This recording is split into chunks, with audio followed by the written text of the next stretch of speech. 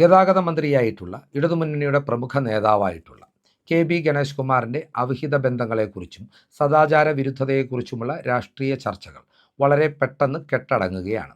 ഗണേഷ് കുമാറിനെ അദ്ദേഹത്തിൻ്റെ തറവാട്ട് വീട്ടിലെ കിടപ്പുമുറിയിൽ നിന്ന് മറ്റൊരു യുവതിക്കൊപ്പം പിടികൂടിയ അയാളുടെ ഭാര്യ തന്നെ തനിക്ക് ഈ വിഷയത്തിൽ പരാതിയുമായി മുന്നോട്ട് പോകുവാൻ താല്പര്യമില്ല എന്ന നിലപാട് മാധ്യമങ്ങളോട് പങ്കുവച്ചതോടെയാണ് വിവാദങ്ങൾക്ക് അവസാനമാകുന്നതും ഗണേഷ് രാജിവെക്കേണ്ടുന്ന സാഹചര്യം ഒഴിവായി പോകുന്നതും.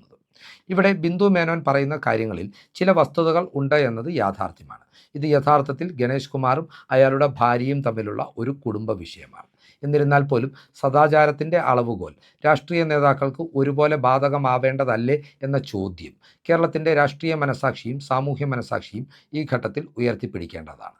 നമുക്കറിയാം, ഗണേഷ് കുമാർ സമാനമായ വിവാദത്തിൽപ്പെടുന്നത് ആദ്യമായിട്ടല്ല.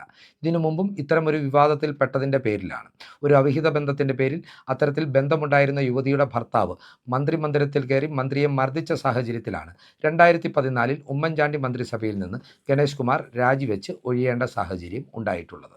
അതിനാൽ തന്നെ വീണ്ടും ഒരു ആരോപണം ഇത്തരം ഒരു നേതാവിനെതിരെ ഉയർന്നു വരുമ്പോൾ അയാളുടെ സദാചാര വിരുദ്ധത മനോഭാവത്തിന് ഒരു മാറ്റവും സംഭവിച്ചിട്ടില്ല എന്നത് നാം കൃത്യമായി മനസ്സിലാക്കേണ്ടതാണ്. അതുപോലെ തന്നെ ഇതുമായി ബന്ധപ്പെട്ട് നടത്തിയ ആദ്യ മാധ്യമ പ്രതികരണത്തിൽ തന്നെ തനിക്കെതിരെ ആരോപണം ഉന്നയിച്ച തൻ്റെ ഭാര്യയ്ക്ക് വട്ടായതുകൊണ്ടാണ് 112ൽ വിളിച്ചതെന്നും ഗണേഷ് കുമാർ ചൂണ്ടിക്കാട്ടിയിരുന്നു. സ്ത്രീ വിരുദ്ധതയുടെ അങ്ങേയറ്റം മാരകമായ വേർഷൻ്റെ ഉദാഹരണമാണ് മന്ത്രി മാധ്യമങ്ങൾക്ക് മുമ്പിൽ നടത്തിയ ഈ പ്രതികരണം എന്ന കാര്യത്തിലും തർക്കമില്ല. ഏതൊക്കെയാണെങ്കിലും ഞാനിവിടെ ചർച്ച ചെയ്യുവാൻ ഉദ്ദേശിക്കുന്നത് മറ്റൊരു വിഷയമാണ്. നമുക്കറിയാം, രാഹുൽ മാങ്കൂട്ടത്തിനെതിരെ ലൈംഗിക അപവാദ ആരോപണങ്ങൾ ഉയർന്നു വന്ന ഘട്ടത്തിൽ, അയാൾക്കെതിരെ ഒരു പരാതി പോലും ഉയർന്നു വരാതിരുന്ന ഘട്ടത്തിൽ സദാചാരത്തിൻ്റെ അളവുകോൽ കൊണ്ട് രാഹുൽ മാങ്കൂട്ടത്തെ തൂക്കി നോക്കുവാൻ മുന്നിട്ടിറങ്ങിയ ഒരുപാട് വനിതാ രത്നങ്ങൾ കേരളത്തിലുണ്ടായിരുന്നു. സാഹിത്യ മേഖലയിൽ നിന്നും മാധ്യമ മേഖലയിൽ നിന്നും രാഷ്ട്രീയ മേഖലയിൽ നിന്നും സിനിമാ മേഖലയിൽ നിന്നും ഈ വനിതാ രത്നങ്ങളുടെ പ്രാതിനിധ്യം ഉണ്ടായിരുന്നു എന്നതും നാം ശ്രദ്ധിക്കേണ്ടതാണ്. എന്നാൽ ഇത്തരത്തിലൊരു ആരോപണം ഭരണകക്ഷിയിലെ ഒരു മന്ത്രിക്കെതിരെ അയാളുടെ ഭാര്യയിൽ നിന്ന് തന്നെ ഉണ്ടായിട്ടും ഈ വനിതാ രത്നങ്ങൾ ആരും തന്നെ ഒരു വാക്കുപോലും ഉരിയാടുവാനോ ഒരു മാധ്യമ പ്രതികരണം പോലും നടത്തുവാനോ, എന്തിനേറെ ഒരു സോഷ്യൽ മീഡിയ പോസ്റ്റ് പോലും പങ്കുവെക്കുവാനോ തയ്യാറായിട്ടില്ല എന്നത് ഒരു വിരോധാഭാസമാണ്. എന്നതുകൊണ്ടാണ് ഈ വീഡിയോയിൽ ഇത്തരം നിലപാടുള്ള ചിലരെക്കുറിച്ച് തുറന്നു പറയുവാൻ ആഗ്രഹിക്കുന്നത്. ഈ പട്ടികയിൽ എനിക്ക് ആദ്യമായി പരാമർശിക്കുവാനുള്ള പേര് മാധ്യമപ്രവർത്തകയായ ലക്ഷ്മി പത്മയുടേതാണ്. നമുക്കറിയാം, ലക്ഷ്മി പത്മ ഇപ്പോൾ ബിഗ് ടിവിയിലാണ് വർക്ക് ചെയ്യുന്നത്. എന്നാൽ രാഹുൽ വിവാദം ഉയർന്ന ഘട്ടത്തിൽ ലക്ഷ്മി പത്മ ന്യൂസ് 24/7 മലയാളം എന്ന വാർത്താ ചാനലിൻ്റെ വാർത്താമുഖമായിരുന്നു. ആ ഘട്ടത്തിൽ തൻ്റെ വാർത്താ ചാനലിലെ സ്വാധീനം ഉപയോഗിച്ചുകൊണ്ട് രാഹുലിനെതിരെ ഏറ്റവും നിശിതമായിട്ടുള്ള വിമർശനങ്ങളുമായിട്ടാണ് ലക്ഷ്മി പത്മ രംഗത്തെത്തിയത്. രാഹുൽ നിരവധി പെൺകുട്ടികളെ ഇരകളാക്കിയിട്ടുണ്ട് എന്ന് ആരോപിച്ച ലക്ഷ്മി പത്മ രാഹുലിനെതിരെ കേസ് കൊടുക്കുവാൻ ആദ്യ പരാതിയിലെ ഇരയെ പ്രേരിപ്പിച്ചു എന്ന് വിശ്വസിക്കപ്പെടുന്ന ലക്ഷ്മി പത്മ ഗണേഷ് കുമാറിൻ്റെ സദാചാര വിരുദ്ധതയ്ക്കെതിരെ ഗുരുതരമായ വെളിപ്പെടുത്തലുകൾ അദ്ദേഹത്തിൻ്റെ ഭാര്യ തന്നെ ഉയർത്തിവിട്ടിട്ടും ഒരു വാക്കുപോലും മിണ്ടുവാൻ തയ്യാറായിട്ടില്ല എന്നുള്ളത് അവരുടെ ഈ നിലപാടിലെ ഇരട്ടത്താപ്പിൻ്റെ കൃത്യമായ പ്രതിഫലനം തന്നെയാണ് എന്ന് പറയേണ്ടിയിരിക്കുന്നു. ലക്ഷ്മി പത്മ കോൺഗ്രസിനോട് കൂടുതൽ അനുഭാവമുണ്ട് എന്ന് വിശ്വസിക്കപ്പെടുന്ന ബിഗ് ടിവി എന്ന ചാനലിൻ്റെ ഭാഗമായിട്ട് പോലും ഈ വിഷയത്തിൽ അവരുടെ ഭാഗത്തു നിന്നും ഉണ്ടായിരിക്കുന്ന നിശബ്ദത ലക്ഷ്മി പത്മയ്ക്ക് എന്തെങ്കിലും ഒരു ഗൂഢ അജണ്ട രാഹുൽ മാങ്കൂട്ടത്തിനെതിരെ ഉണ്ടായിരുന്നു എന്ന സംശയത്തിനും വഴിവെക്കുന്നുണ്ട് എന്ന് രാഹുലിനോട് അടുത്തു നിൽക്കുന്ന ചില വൃത്തങ്ങൾ ഈ ഘട്ടത്തിൽ ചൂണ്ടിക്കാട്ടുന്നുണ്ട്. അതുപോലെ തന്നെ ഈ പട്ടികയിലെ രണ്ടാമത്തെ പേരുകാരി എന്ന് പറയുന്നത് രാഹുലിനെതിരെയുള്ള വിവാദം ആദ്യമായി ഉയർത്തിവിട്ടിട്ടുള്ള സിനിമാ നടിയായിട്ടുള്ള റിനി ആൻ ജോർജ് ആണ്.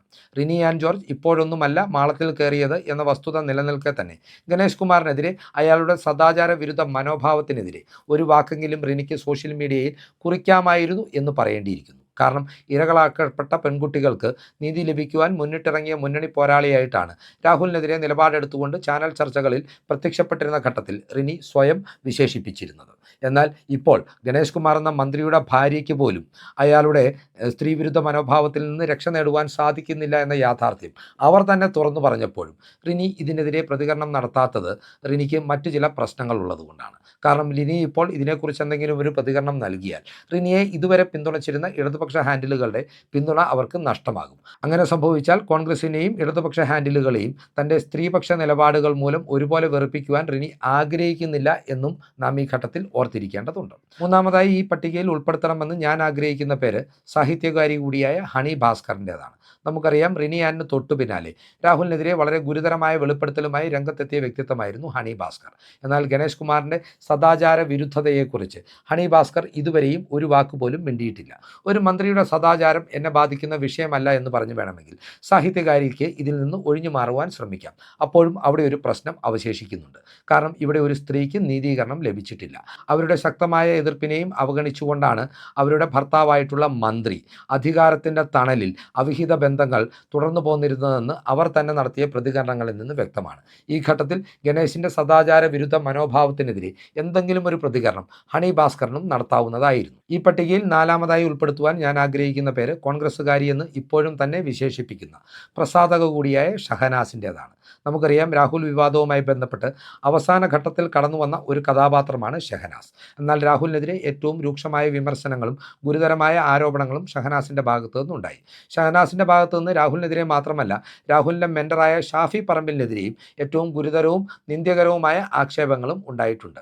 എന്നാൽ ഇപ്പോൾ എം.എ. ഷഹനാസിനും ഈ വിഷയത്തിൽ പൂർണ്ണ മൗനമാണ് പാലിക്കുവാനുള്ളത്. ഒരുപക്ഷെ റിനിയെപ്പോലെയും ഹണിയെപ്പോലെയും ഇടതുപക്ഷത്തിൻ്റെ തണലിൽ നിന്ന് മുന്നോട്ട് പോകുവാനുള്ള ആഗ്രഹത്തിൻ്റെ പേരിലായിരിക്കാം ഷഹനാസും ഈ വിഷയത്തിൽ പ്രതികരിക്കാത്തത്. ഏറ്റവും ഒടുവിലായി ഈ വിഷയത്തിൽ പ്രതികരിക്കാത്തതിൻ്റെ പേരിൽ ഞാൻ പരാമർശിക്കുവാൻ ആഗ്രഹിക്കുന്ന വനിതയുടെ പേര് കെ.ജെ. ഷൈൻ എന്നാണ്. CPM-ൻ്റെ പ്രമുഖയായിട്ടുള്ള വനിതാ നേതാവാണ്. തനിക്കെതിരെ ഒരു MLA-യെ ചേർത്ത് വെച്ച് കോൺഗ്രസ് കേന്ദ്രങ്ങൾ അധിക്ഷേപ അപവാദ പ്രചാരണങ്ങൾ നടത്തുന്നു എന്ന് ചൂണ്ടിക്കാട്ടിക്കൊണ്ട് സ്ത്രീവേട്ടയ്ക്കെതിരെ രംഗത്ത് വന്നിരുന്ന കഥാപാത്രമായിരുന്നു കെ.ജെ. ഷൈൻ. റിനി ആൻഡ് ജോർജിനെ ഇടതുപക്ഷ വേദിയിലേക്ക് എത്തിച്ചതും കെ.ജെ. ഷൈൻ്റെ വിഷയത്തിലുള്ള ഒരു മീറ്റിംഗ് ആയിരുന്നു. ഏതൊക്കെയാണെങ്കിലും കെ.ജെ. ഷൈൻ അന്ന് ഉയർത്തിപ്പിടിച്ചിട്ടുള്ള പ്രസംഗിച്ചിട്ടുള്ള സ്ത്രീപക്ഷവാദങ്ങൾ ഗണേഷ് കുമാറിൻ്റെ കാര്യത്തിൽ അവർക്ക് ബാധകമല്ല എന്നാണ് ഇപ്പോൾ നമുക്ക് മനസ്സിലാക്കുവാൻ കഴിയുന്നത്. ഇനി കെ.ജെ. ഷൈനെ പൂർണ്ണമായും ഈ വിഷയത്തിൽ കുറ്റം പറയുവാൻ നമുക്ക് സാധിക്കില്ല എന്നതുകൂടി നാം മനസ്സിലാക്കേണ്ടതുണ്ട്. കാരണം തനിക്കെതിരെ അപവാദ പ്രചാരണങ്ങൾ നടന്നപ്പോൾ അതിനെതിരെ പ്രതികരിച്ച വേദിയിൽ വെച്ച് തന്നെ കെ.ജെ. ഷൈൻ നടത്തിയ ഒരു പ്രസംഗമുണ്ട്. അവിടെ അവർ പറഞ്ഞു വെച്ചിരുന്ന കാര്യങ്ങൾ ഇപ്രകാരമാണ്: വിവാഹിതയായ ഒരു സ്ത്രീയാണെങ്കിൽ പോലും വിവാഹബന്ധം നിലനിൽക്കെ തന്നെ മറ്റൊരാളുമായി ശാരീരിക ബന്ധത്തിൽ ഏർപ്പെടുവാനുള്ള സ്വാതന്ത്ര്യം സ്ത്രീക്കുണ്ട്, അതിലേക്ക് മറ്റാരും കടന്നു കയറേണ്ടതില്ല എന്ന നിലപാടാണ് തൻ്റെ പ്രസംഗത്തിൽ അന്ന് കെ.ജെ. ഷൈൻ ഉദ്ധരിച്ചത്. കെ.ജെ. ഷൈൻ്റെ അത്തരത്തിലൊരു നിലപാട് കണക്കിലെടുക്കുകയാണെങ്കിൽ ഗണേഷ് കുമാറിൻ്റെ സദാചാര വിരുദ്ധതയുമായി ബന്ധപ്പെട്ട് കെ.ജെ. ഷൈൻ ഒരു പ്രതികരണം നടത്തേണ്ട ആവശ്യമില്ല എന്നുകൂടി ഇവിടെ പറഞ്ഞു വെക്കേണ്ടതുണ്ട്.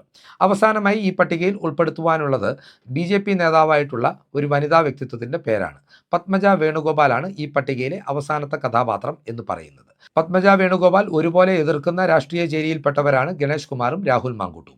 എന്നാൽ രാഹുൽ മാങ്കൂട്ടത്തിനെതിരെ ഉറഞ്ഞു തുള്ളിയ പത്മജ വേണുഗോപാൽ ഇതുവരെയും ഗണേഷ് കുമാറിനെതിരെ ഒരു നിലപാട് പോലും പറയുവാൻ തയ്യാറായിട്ടില്ല. പ്രത്യേകിച്ച് ഗണേഷ് കുമാറുമായി അവരുടെ ഇപ്പോഴത്തെ പൊളിറ്റിക്കൽ മെൻറ്ററായിട്ടുള്ള സുരേഷ് ഗോപി എന്ന കേന്ദ്രമന്ത്രിക്ക് ശക്തമായ അഭിപ്രായ വ്യത്യാസമുള്ള സാഹചര്യത്തിൽ പോലും പത്മജയുടെ നിശബ്ദത എന്ന് പറയുന്നത് ദുരൂഹമായിട്ടുള്ള ഒരു സ്ഥിതിവിശേഷമാണ്. ഏതൊക്കെയാണെങ്കിലും ഒരു കാര്യം പറഞ്ഞുകൊണ്ട് അവസാനിപ്പിക്കുവാനാണ് ഞാൻ ആഗ്രഹിക്കുന്നത്. അതായത്, ചില സാംസ്കാരിക നായികമാർക്കും മാധ്യമപ്രവർത്തകർക്കും സിനിമാ താരങ്ങൾക്കും രാഷ്ട്രീയ നേതാക്കൾക്കുമെല്ലാം സദാചാരത്തെ സംബന്ധിച്ച് 2 അളവുകോലുകളുണ്ട്. അതിൽ ഒന്നാമത്തേത് UDF നേതാക്കൾക്ക് എതിരായിട്ടുള്ള അളവുകോലാണെങ്കിൽ അതിൽ രണ്ടാമത്തേത് ഇടതുമുന്നണിയുടെ നേതാക്കൾക്ക് അനുകൂലമായിട്ടുള്ള അളവുകോലാണെന്നും നാം മനസ്സിലാക്കേണ്ടതുണ്ട്. അതുകൊണ്ട് തന്നെയാണ് ഇവർ രാഹുൽ വേട്ടയ്ക്ക് മുന്നിട്ടിറങ്ങിയപ്പോഴും ഗണേഷ് കുമാറിനെതിരെ ഉയർന്ന വിവാദത്തിൽ സമാനമായ അല്ലെങ്കിൽ അതിലേറെ ഗുരുതരമായിട്ടുള്ള ഒരു വിവാദത്തിൽ നിശബ്ദത പാലിക്കുന്നത് എന്നും പറയേണ്ടി വരുന്നുണ്ട്. എന്തായാലും ഇവരുടെ ഈ വിഷയത്തിലുള്ള രാഷ്ട്രീയ ഇരട്ടത്താപ്പ് കേരളത്തിൻ്റെ ജനാധിപത്യ ബോധമുള്ള ജനത തിരിച്ചറിയും എന്ന കാര്യത്തിലും തർക്കമില്ല. ഒരു കാര്യം കൂടി പറഞ്ഞുകൊണ്ട് അവസാനിപ്പിക്കുകയാണ്. രാഹുൽ യഥാർത്ഥത്തിൽ വേട്ടക്കാരനായിരുന്നില്ല, വേട്ടയാടപ്പെട്ടവനായിരുന്നു എന്ന സംശയം പോലും കേരളത്തിൻ്റെ സാമൂഹ്യ മനസാക്ഷിയുടെ മുൻപിലേക്ക് വെക്കുന്ന രീതിയിലാണ് ഇത്തരത്തിൽ ഗണേഷ് കുമാർ വിഷയത്തിലുള്ള ഇത്തരം വനിതാ രത്നങ്ങളുടെ ദുരൂഹമായിട്ടുള്ള നിശബ്ദത. ഈ ചിന്തകൾ പ്രേക്ഷകർക്കായി പങ്കുവെച്ചുകൊണ്ട് ഈ വീഡിയോ ഇവിടെ അവസാനിപ്പിക്കുകയാണ്. കൂടുതൽ രാഷ്ട്രീയ വാർത്തകൾക്കും വിശകലനങ്ങൾക്കുമായി ഞങ്ങളുടെ ചാനൽ സബ്സ്ക്രൈബ് ചെയ്യുക. നന്ദി.